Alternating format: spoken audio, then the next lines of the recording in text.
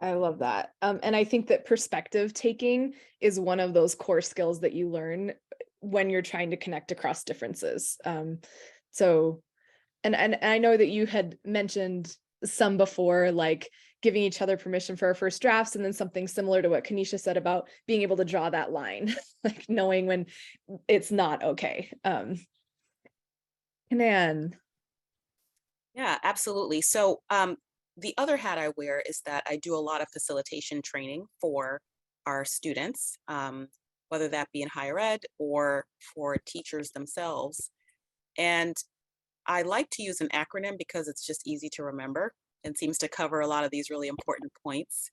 And it's from Dr. Judy Pace's work. So I use the acronym ASPIRE often. And then what we will do is, depending on the group, um, their academic level or the topic or whatever it is, we will go in and negotiate some of those agreements. And usually it's to add things or to refine things, depending on what they need to know. So I'll share the acronym, um, just so folks can see it. I don't know if I can share my screen here, but I'm going to try. Um, can you see that? Great. So it is, this is the acronym. I share it all the time freely with everyone. The first one is assuming good intentions. That takes you a very, very long way with so many conversations. If something just seems awful or just you can't believe it, just assume that that person means well. Particularly helpful, I find, when I'm working with K-12 teachers who are really trying very hard and are really bumping up against a lot of different perspectives, parents, colleagues, students. S is speaking one at a time. So making and taking room. So we want to be mindful of sharing the space equitably as much as possible, for all voices to be heard, and finding ways to share it so that we lessen the hierarchy a bit in terms of that voice. Participating with perspective taking, like you just said, Becca. Trying to, as best we can, sit with where someone else is coming from, using those I statements so we stay away from generalities that could also be provoking and provocative to say things like you people or all of you or your group.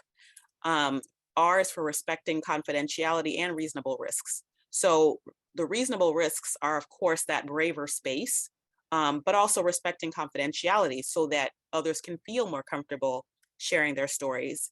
Um, and E, escuchar, because we want to be inclusive of linguistics differences, and also with empathy and compassion. So are we listening to understand, as Kanisha was saying earlier?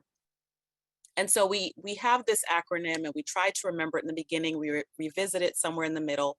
And it's also the role of the facilitator, in my perspective, to sort of gently nudge everyone back to those agreements when necessary. And I think the one that I'm often reminding others of often is just the assuming of the good intentions, so that we can really listen. Because when someone says something that provokes something in us, we can stop listening very quickly because we assume they meant it.